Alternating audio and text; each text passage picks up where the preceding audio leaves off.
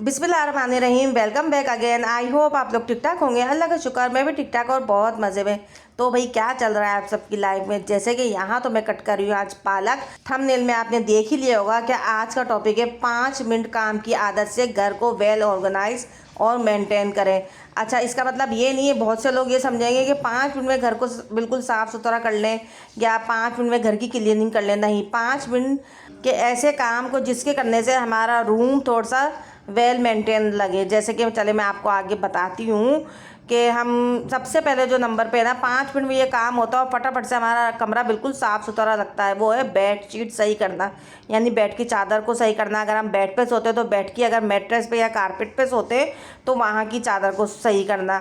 सिर्फ 5 मिनट लगते हैं सो के उठने के बाद हमें चादर को सही करने में। अच्छा, इसके अपोजिट हम देखें, हम बिल्कुल रूम साफ़ कर लें, झाड़ू दे लें, मॉपिंग कर लें और डस्टिंग वगैरह सब कुछ कर लें और बेड की चादर एक कोने पे डाल दें तो उससे भी हमारा कमरा बिल्कुल भी साफ़ सुथरा नहीं लगेगा।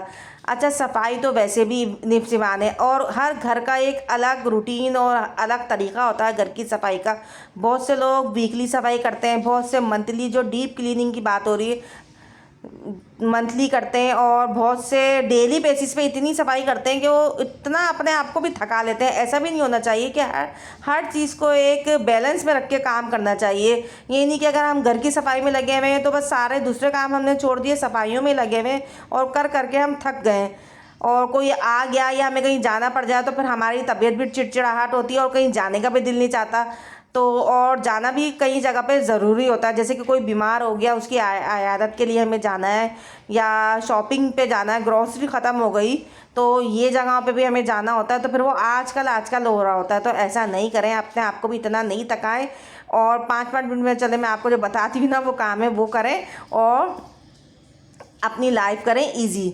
अच्छा, बेडशीट की एक मैंने आपको बात बताई और ऐसा होता है कि बच्चों की टॉयज़ जो होते हैं ना वो बहुत ज़्यादा बिखरे पड़े हुए होते हैं, तो हमें बच्चों को भी बतानी चाहिए ये बात। तो अगर छोटे बच्चे हैं तो हमें बचपन में उनको बताना चाहिए कि बेटा ये आपके टॉयज़ हैं, इनको आप खेलते हैं तो इसको जब आप खेलें तो उसको टॉयज़ बॉक्स में डाल के रखें। ये नहीं कि बच्चे खेल रहे हैं और चले हैं। बहुत सी माएँ ऐसी होती हैं जो बोलती नहीं है भाई पड़े में तो बीच बीच में टॉयज़ आ रहे हैं। बाज़ दफ़ा तो इतने ख़तरनाक टॉयज़ होते हैं कि टूट भी जाते हैं ना, जो टॉयज़ उनकी बात हो रही है तो वो पाँव में भी बहुत बुरे से लग जाते हैं। जैसे कि छोटे बच्चों के ब्लॉक्स वगैरह होते हैं ना वो अक्सर पाँव में आते हैं तो एड़ी में बहुत बुरे वो लगते हैं।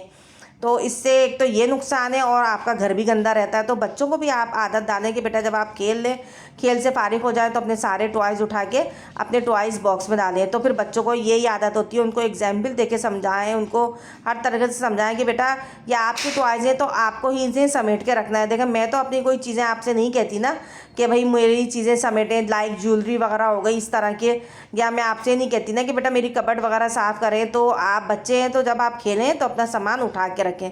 इस तरह से बच्चों में आदत हो जाएगी कि वो अपनी चीज़ों का ख्याल खुद रखेंगे।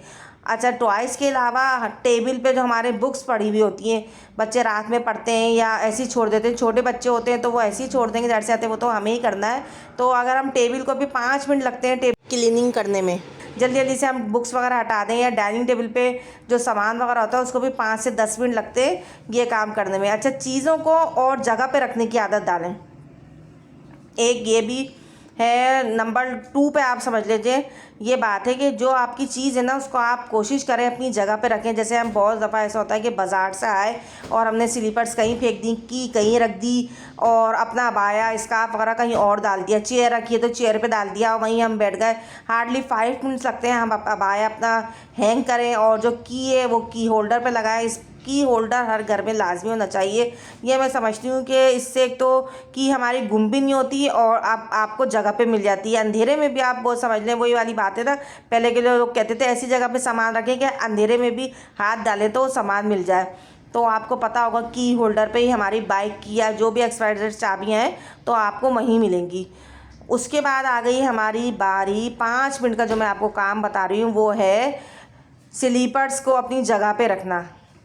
स्लीपर का रैक बनाया। जूते चप्पलें हमारे घर में अक्सर दरवाज़ों के पास इस तरह जब होते हैं, स्कूल शूज़ होते हैं, वो बच्चों को अलग बताइए कि बेटा स्कूल शूज़ की जगह ये है। सबसे अच्छा तो आप एक शू रैक ला के रख दें तो वहीं रखें। और घर के अंदर जो शूज़ आते हैं ना या स्लीपर्स वगैरह बाहर से आती हैं, उससे भी बहुत ज़्यादा ना घर हमारा मिट्टी में हो जाता है, गंदा हो जाता है। क्योंकि अभी हमने झाड़ू लगाई और बाहर से आए, स्पेशली जिन घरों में लड़के हैं तो वो बाहर की चप्पलें वगैरह जो लाते हैं ना, तो उनको चाहिए कि बिल्कुल डोर के पास ही स्लीपर्स उतार दें। घर की स्लीपर्स आप एक दो अलग रख लें और बाहर की स्लीपर अलग रखें। इस चीज़ की तो खैर मैंने भी करी है, अपने घर में हैबिट ये चेंज करी है। पहले मेरे पास भी यही होता था कि सारी बाहर की स्लीपर्स आ जाती थी घर में, तो फिर वो अभी सफाई करिए तो पता ही नहीं चलता था, वो इतनी मिट्टी हो जाती थी। तो ये चीज़ तो खैर मैंने खुद भी अपने ऊपर करा है, तो मैं आपको बता रही हूँ स्लीपर से बहुत ज़्यादा फ़र्क पड़ता है। जब भी आप आएँ बाहर से तो स्लीपर्स आप बाहर दरवाजे के पास ही उतारें। अच्छा, ऐसा होता है कि घर काफ़ी दफ़ा बहुत बड़े होते हैं तो भाई हम कहेंगे घर के बिल्कुल दरवाजे पे कैसे उतारें, तो बिल्कुल अंदर तक लाने की ज़रूरत नहीं है। फुट मैट जहाँ रूम्स में के बाहर होते हैं, बहुत से लोग क्या करते हैं रूम में भी ले आते हैं अगर कारपेट नहीं है तो वहाँ, तो रूम में लाने की बिल्कुल भी ज़रूरत नहीं है। स्लीपर्स को आप बाहर ही उतारें, रूम के बाहर फुट मैट के बाहर उतार दें तो वो भी बेहतर है। अच्छा, नेक्स्ट पॉइंट की तरफ चलते हैं जो कि है डस्टिंग से। डस्टिंग को भी करने में हमारा हार्डली 5 मिनट्स लगते हैं। हम जल्दी से हमने सब चीज़ें साफ़ सुथरी कर ली और डस्टिंग छोड़ दी। इतनी इतनी मिट्टी टेबल पे सामने दिख रही है तो उससे भी हमारा रूम बहुत ज़्यादा गंदा लगता है। अच्छा, डस्टिंग के भी 2-3 वो होते हैं, स्टेप होते हैं। एक डस्टिंग होती है बिल्कुल 5 मिनट वाली जो मैं आपको बता रही हूँ ना, फटाफट से आपने अपना डस्टर लिया, कपड़ा लिया, जो भी है, तो उसको साफ़ करने में हार्डली 5 मिनट्स लगेंगे। और एक डस्टिंग होती है डीपली जो हमारा हाथ नहीं जाता है, यानी सोफ़ों के नीचे है और टेबल है तो टेबल के नीचे झुक के जो हमें सफाई कर दी है, वो तो चले हम 2-3 दिन में भी कर सकते हैं। लेकिन जो सामने सामने की डस्टिंग है ना, उसको करने में सिर्फ 5 मिनट लगते हैं। 5 मिनट से ज़्यादा टाइम नहीं लगता है। ये छोटी छोटी सी टिप्स हैं, आप इनको फॉलो करें तो आपका घर काफ़ी हद तक वेल मेंटेन रहेगा।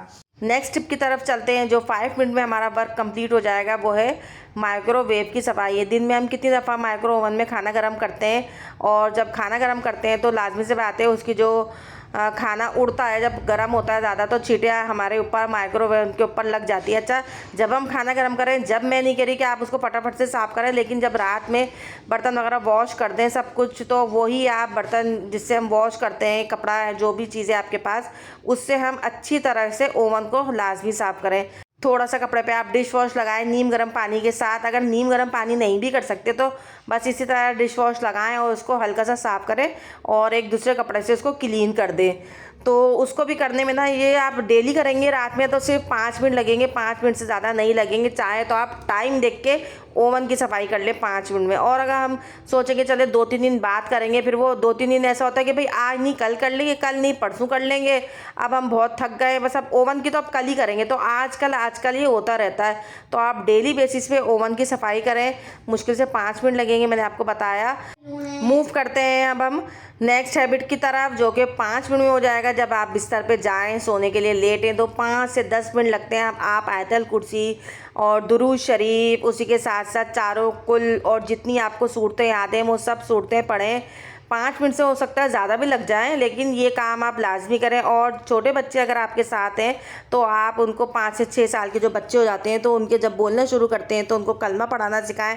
जब आप बिस्तर पे लेटें, बिलीव करें, जब बचपन का हम पढ़ते हैं ना, हमारी भी अम्मी मुझे, हम लोगों को ऐसी, सब बहन भाइयों को सबको एक साथ लिटा के दुरूद शरीफ, आयतल कुर्सी, ये सब चीज़ें हमने अपनी अम्मी से ही याद करी, वो हमें पढ़ाती जाती थी और हम पढ़ते थे। इसी तरह मैंने भी अपने बच्चों को इसी तरह याद कराया, बचपन का याद करावा हम बिल्कुल भी नहीं भूलते और पढ़ते रहते हैं इन चीज़ों को। तो जब आप बिस्तर पे लेटें तो खुद भी पढ़ें और अपने बच्चों को भी पढ़ाएं। नेक्स्ट की तरफ चलते हैं, वो है ग्रॉसरी करके जब हम आते हैं तो अच्छा चलिए, ग्रॉसरी तो हम ऐसे ही शॉपर से रख सकते हैं, लाइक दाल चावल जो भी हमारा सामान हो गया इस तरह का, तो वो तो हम चले ऐसे ही रख देते हैं, वो हमारी ख़राब नहीं होगी। लेकिन जो हम वेजिटेबल एंड फ्रूट जो लाते हैं ना, तो उसको हमने क्या करना, उसमें ये काम करने में भी आपको 5 मिनट से लगेंगे। आपने फटाफट से बास्केट के अंदर डालना है और स्लैब पे रख देना है। वॉश जब आप किचन में जाएं 1 आध घंटे बाद तो फटाफट से आप उसको वॉश कर दें, लेकिन बास्केट के अंदर नहीं रहने दें।